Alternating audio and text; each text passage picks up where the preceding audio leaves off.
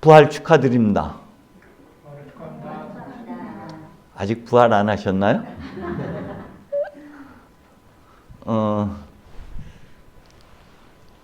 마리아가 이른 새벽에, 그런데 아직 어두울 때 무덤을 찾아갑니다.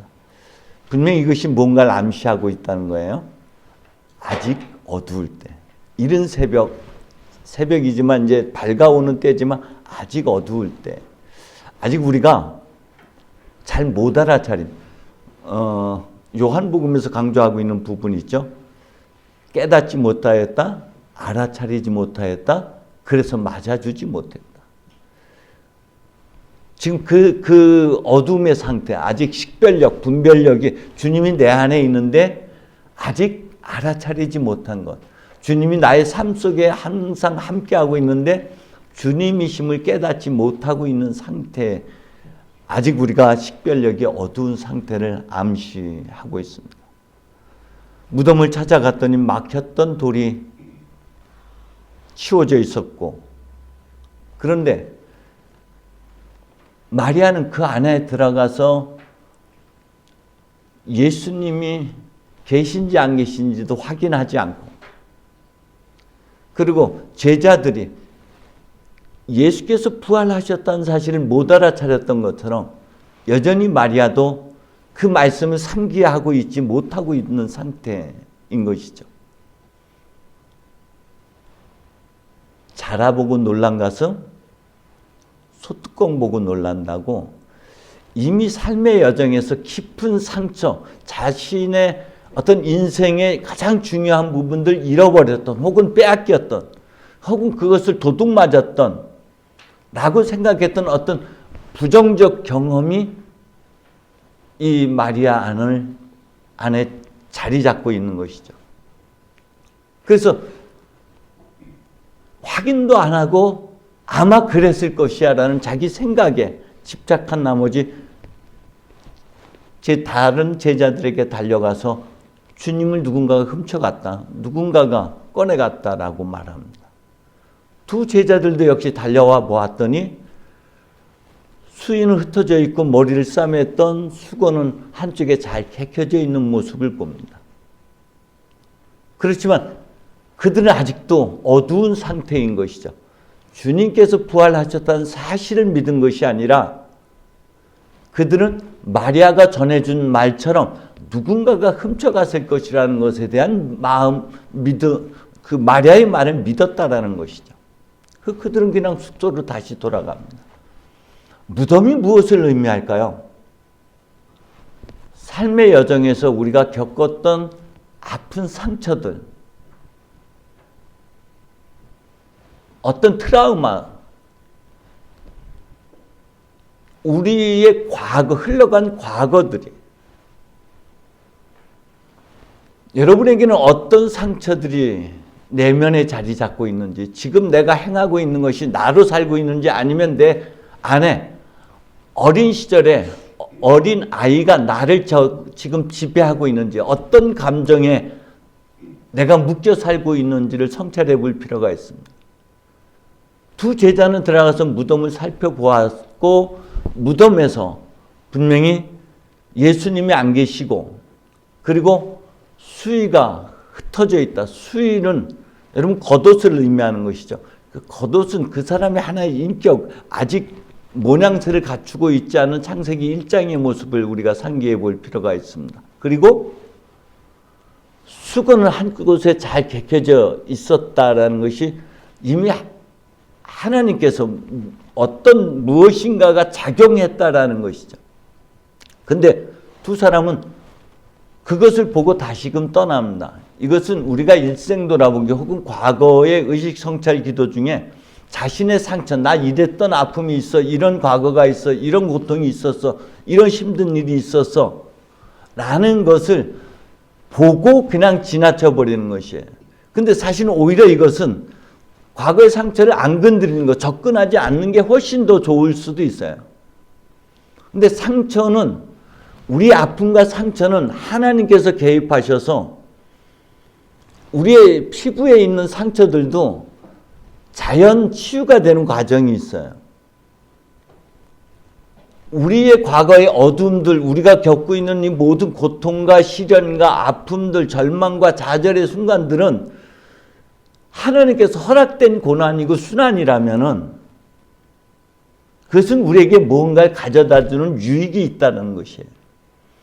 하나님께서 오히려 우리의 아픔과 과거의 순환을 디딤돌로 삼아서 우리를 성숙의 경지로, 우리를 그리스도이신 예수의 모습으로 변화시키기 위한 디딤돌로서 하나님께서 그것을 사용하고 있는데, 자신의 그 상처를 붙잡고 있기 때문에 상처에서 더 이상 진전하지 못하고 있는 것이고, 그 상처를 치유하셔서 하나님께서 나를 변화시켜냈던 지금의 모습을 못 보고 있는 상태, 그리고 떠나버리는 것을 두 제자의 모습에서 보게 됩니다. 근데 마리아는 다시 울고 있다가 그 무덤에 다시 들여다봅니다. 자기를 들여다보는 거예요. 자신의 과거를 들여다보는 거예요. 그런데 들여다보았더니 수의나 수건에 대한 이야기는 없고, 그 안에 천사가, 하나님의 천사가 머리맡에 그리고 발끝에 삶의 전부에 알파와 오메가로 작용하고 있음을, 하나님께서 뭔가 역사하고 있음을 암시하고 있는 것이죠. 자신의 상처가 그대로 남아있지 않다라는 것에 조금 접근하기 시작합니다. 제가 잘 안 되는 게 내 태중에서 어떤 삶이었는지 그게 저에게는 계속 잘 풀리지 않는, 저에게 과제로 주어져 있는데 이 과제를 아직도 몇 년 동안 풀지 못하고 있는 상태에 있어요. 근데 성령의 조명과 도움 속에서 들여다 보았더니 거기 천사가 있었고, 천사가 우리에게 그렇게 묻습니다. 왜 울고 있느냐? 그게 정말 울만한 일이냐? 그게 그렇게 고통스럽고 수치스럽고 어려운 것이냐라는 물음인 것이죠. 그리고 되돌아 보았더니 마리아가 누군가 여전히 상처 속에 남아있는 거예요. 누군가 제 주님을 꺼내갔습니다 하고 뒤돌아 보았더니 거기 예수가 서 계셨다. 그런데 그분이 예수인지는 아직 알아차리지 못하였다 라고 표현하고 있습니다. 여기서 돌이켜본다는 거, 돌이킨다는 거 회개를 얘기하는 거예요. 회심을 얘기하는 거예요. 지금 내가 갖고 있었던 고정적인 관념에서 보던 그 시각에서 다른 시각으로 전환한다. 관점의 변화를 얘기하는 것이죠. 우리는 어떤 틀 안에 갇혀 있어서 다른 시각으로 다른 것을 보지 못해요. 오늘 아침에 이렇게 그 차를 가지고 올라오는데 벚꽃도 꽤 제법 폈고요.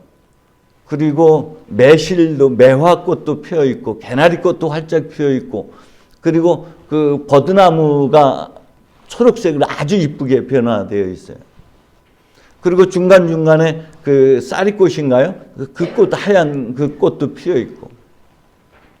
그래서 집사람한테 저 꽃을 보라고. 그랬더니 참 당신은 많은 걸 발견한다고. 어디 산에 가면은 제가 그 많은 것들을 보게 돼. 특히 제 눈에 이렇게 보이는 게 열리지를 제가 자주 이렇게 목격하게 되죠. 제 집사람이 왜 못 보나 했더니 계속 핸드폰을 보고 있기 때문에 못 보고 있는 거죠. 저 아름다운 걸 못 보고 있는 거예요. 자기 시각, 자기 생각의 틀 안에 갇혀 있기 때문에 봐도 보지 못하고 들어도 듣지 못하는 거예요. 첫 번째 전환이 들어옵니다. 우리가 특히 마르코 복음에서 소경의 눈뜸을 두 번 다루고 있습니다. 하나는 베사이다 소경이고 또 한 번은 여리고 소경, 바리티메오의. 베사이다 소경에게 묻습니다. 안수를 하고 무엇이 보이느냐라고 물었더니 나무 같은 것들이 보입니다. 아마 움직이는 거 보니까 사람인 것 같습니다. 라고 얘기를 해요. 그리고 다시 한번 주님께서 기도해 줬더니 눈이 밝아졌다. 그런데 그 다음에 그는 예수를 따르는 삶이 아니라 집으로 돌아간 사람, 아직도 더 숙성해야 할 시간이 필요한 부분이에요. 때문에 마리아가 이번에 뒤돌아보는 것은 그 첫 번째 눈뜸에 해당되는 것이고요. 두 번째 눈뜸은 소경 바리티메오, 여리고 소경 바리티메오는 눈을 뜬 후에 예수를 따르는 것입니다. 그러니까 삶의 태도의 변화까지 두 번의 회개를 통해서 의식의 변화를 넘어서서 이제는 태도의 변화, 삶의 방식의 변화로 이끌어가는 것. 영성적 관점에서 이 두 가지가 필요한 것이에요. 그래서 마리아가 첫 번째 눈뜸은 이제 조금씩 눈뜨기, 새 눈을 뜨기 시작했다. 그런데 아직은 명확하지가 않은 거예요. 저분이 예수라는 걸 알아차리지 못합니다. 그 동산지기인 줄만 알고 왜 울고 있느냐. 그리고 덧붙이는 말이 있죠. 누구를 찾고 있느냐. 요한복음에서 이 부분은 굉장히 중요한 부분 중에 하나인 것이죠. 요한복음에서는 첫 번째로 이런 물음이 있습니다. 당신 자신을 누구라고 생각하고 있어? 이게 유다인들이 세례 요한에게 와서 묻는 물음입니다. 끊임없이 그가 누구인가, 누구를 찾고 있느냐. 특히 순환복음에서 예수님께서는 당신을 잡으러 온 그들에게 누구를 찾고 있느냐라고 다시 재차 강조해서 묻습니다. 여러분 누구를 찾고 있습니까? 실제 찾고 있는 것은 자기 자신이에요. 우리는 하나님을 만나고자 하는 것이죠. 하나님을 만난다는 것은 자신의 알지 못하는 자신의 본질, 자신의 존재를 만난다라는 것이에요. 우리는 하나님으로부터 창조된 그리고 숨결이 불어넣어진 그런 귀한 존재들입니다. 그런데 그런 나의 존재를 몰라요. 내가 얼마나 유일하고 천상천하 유아독존 가장 존귀한 존재인지를 우리는 우리 자신이 잘 알지 못한 채 살아갑니다.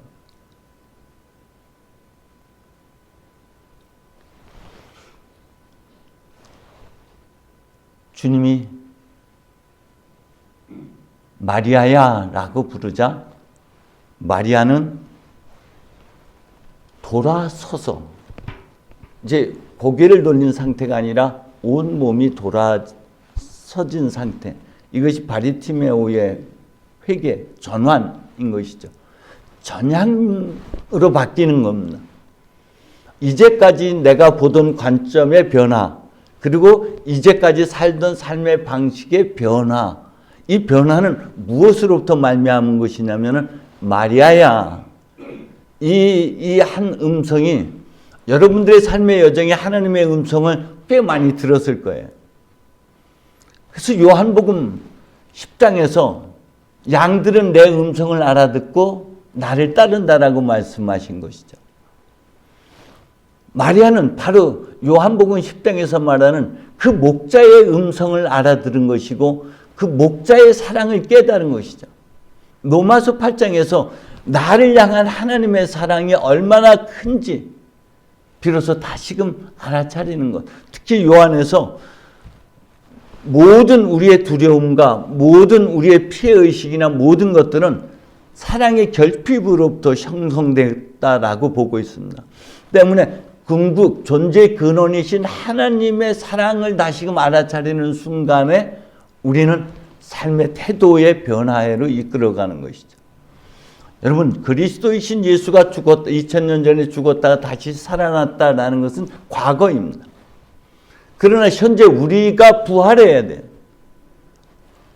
주님의 부활이 우리에게 미치는 영향은 우리를 향한 하나님의 사랑을 알아차리는 것이고 동시에 우리의 관점과 태도가 변화되는 것이 우리의 부활인 것이에요. 우리는 예수의 부활만 바라보고 있어요. 예수의 부활이 아니라 우리의 부활, 우리의 변화가 일어나야 돼요. 우리 삶의 변화, 우리 태도의 변화, 관점의 변화가 곧 오늘 이 시대의 우리의 부활인 것입니다. 부활하신 주님은 이제 우리의 몸을 입고 이 세상을 새롭게 창조해 나가기를 원하시고 있습니다. 이제 점진적으로 주님은 우리 안에 숨결로 다가오기 시작하십니다. 마리아에게 주님은 더 이상 나를 붙잡지 마라 라고 얘기합니다. 마태복음에서는 부활하신 예수님 무덤가에 왔던 여인들이 이제 그 두려움에서도 기쁜 소식을 가지고 제자들에게 달려가려는 찰나에 주님과 마주치게 되고 그 여인들은 예수님의 발을 붙잡고 엎드려 경배를 하는 장면이 나와요. 그런데 여기서는 그것을 허용하지 않습니다. 그것을 허용하지 않는 또 다른 이유가 있을 거예요. 그래서 뭐냐면 단순히 살아있음을 확인하는 차원에서 터치가 아니라 움켜잡으려는 몸부림이기 때문에 내 것으로 예수의 부활을 또 다른 부활하신 예수를 내 것으로 움켜잡거나 자신의 과거를 다시 꽉 움켜잡는 상태를 의미하는 것이죠. 이제 과거는 흘러갔으니 이제 새로운 관점으로 새로운 방식으로 가라라는 명령이 오늘 주님께서 나를 더 이상 붙잡지 말라는 것에 담고 있습니다. 저와 여러분, 부활은 우리가 그동안에 보던 시각, 우리가 그동안에 바라보던 관점을 벗어나서 새로운 시각과 새로운 관점으로 사물을 보는 것이고 모든 것을 보기 시작하는 것이에요. 그리고 동시에 우리의 삶의 방식이 과거의 습관으로부터 벗어나서 새로운 삶의 방식으로 바꾸어 나가는 것. 오늘 아침에 오는데 라디오에서 성공한 자의 비결로 성공한 자의 관점으로 세상을 보는 선택하는 것에 대해서 잠깐 얘기가 나왔어요. 우린 늘 과거의 자기 생각과 자기 고집 안에서 보고 듣고 행하려고 할 때가 얼마나 많은지 모릅니다. 이제부터 우리의 변화는 곧 부활은 다른 시각으로 보는 것이고 다른 관점으로 보는 것입니다. 그래서 부활은 어디에서 확인되는 거예요? 빈 무덤에서 확인되는 것이 아니라 우리의 삶의 변화를 통해서 주님의 부활을 확인하게 되는 거예요. 우리 자신의 변화된 모습을 통해서 다른 제자들이 알아차리게 되는 것이고 다른 이들이 깨닫게 되는 것입니다.